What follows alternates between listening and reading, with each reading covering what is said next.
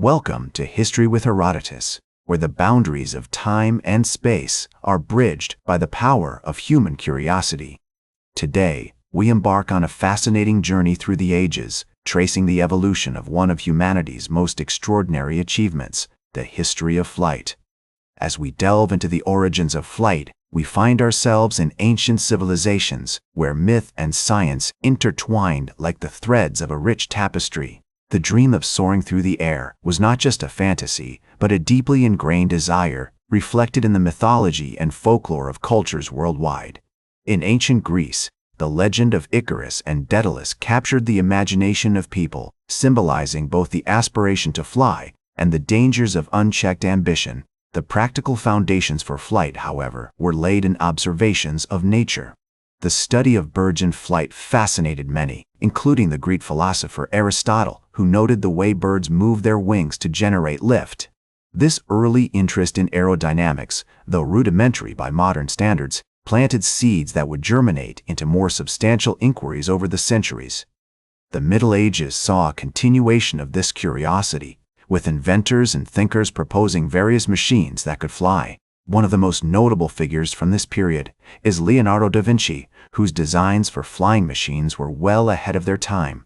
Da Vinci's work on human flight was meticulous and detailed, including drawings of ornithopters, wing-flapping machines, and gliders. His studies on aerodynamics and the movement of water and air laid foundational principles that would influence later innovators. The invention of the balloon in the late 18th century by the Montgolfier brothers marked a significant milestone, demonstrating that humans could indeed take to the skies, albeit with a reliance on buoyancy rather than wing flight. The 19th century saw a flurry of activity, with inventors like Sir George Cayley designing gliders that could stay aloft for significant periods. Cayley's work is particularly noteworthy because he identified the four forces of flight: lift, weight, thrust, and drag, and designed the first successful glider, laying down principles that would be crucial for powered, controlled, and sustained flight. As we approach the turn of the 20th century, the world was on the cusp of a revolution in aviation. Theories were being tested, materials were becoming more sophisticated, and the dream of powered flight seemed within grasp. Pioneers like Octave Chanute were not only inventing, but also documenting and sharing their knowledge, creating a community of innovators who learned from each other's successes and failures. As the 20th century dawned, the collective efforts of these pioneers culminated in a series of breakthroughs that would forever change the trajectory of human flight. On December 17, 1903, Orville and Wilbur Wright successfully completed the first powered, controlled, and sustained flight at Kitty Hawk, North Carolina, with their Wright Flyer staying aloft for 12 seconds and covering a distance of 120 feet. This monumental achievement was the result of years of meticulous research, experimentation, and perseverance, as the brothers refined their understanding of wing design, propulsion, and control systems. The news of the Wright brothers' accomplishments sent shockwaves around the world, inspiring a new generation of aviators and inventors to push the boundaries of flight. One such individual was Glenn Curtiss, an American aviation pioneer who made significant contributions to the development of seaplanes and flying boats. On January 26, 1911, Curtiss successfully took off and landed on water, demonstrating the potential for aircraft to operate from aquatic environments and paving the way for the creation of naval air power. As the years passed, the technology of flight continued to evolve at a rapid pace. The introduction of monoplane designs, which featured a single wing rather than the biplane configuration of earlier aircraft, led to significant improvements in speed and efficiency. The development of more powerful engines, such as the rotary engine designed by Laurent Séguin, enabled aircraft to fly faster, higher, and farther than ever before.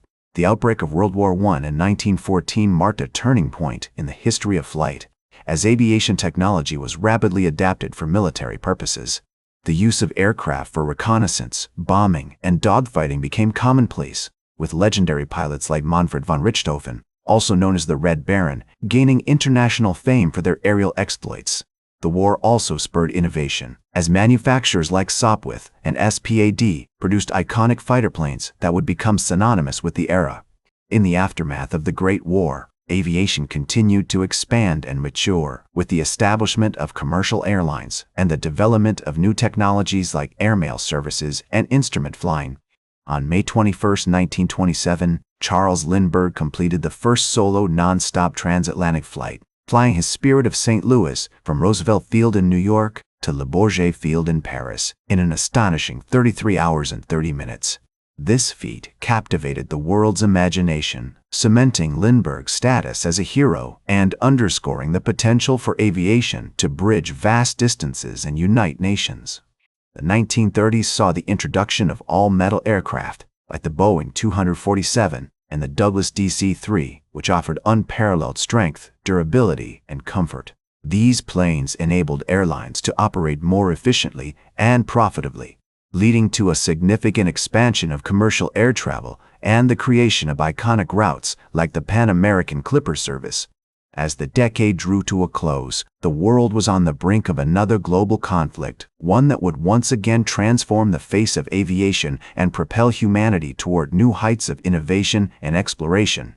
As the world plunged into World War II, aviation played a pivotal role, with aircraft serving as a crucial component of military strategy. The development of radar technology, jet engines, and bombers like the B-29 Superfortress revolutionized air warfare, enabling nations to project power across vast distances. The war also saw the introduction of iconic planes like the Supermarine Spitfire, the North American P-51 Mustang, and the Mitsubishi A6M0, which became synonymous with the era's aerial combat. In the aftermath of the war, commercial aviation experienced rapid growth, driven by advances in technology, deregulation, and increasing demand for air travel. The introduction of pressurized cabins, de-ice systems, and more efficient engines enabled airlines to operate larger, faster, and more comfortable aircraft, such as the Boeing 707 and the Douglas DC-8. As the industry expanded, it also became more accessible, with the emergence of budget airlines and the development of hub-and-spoke networks.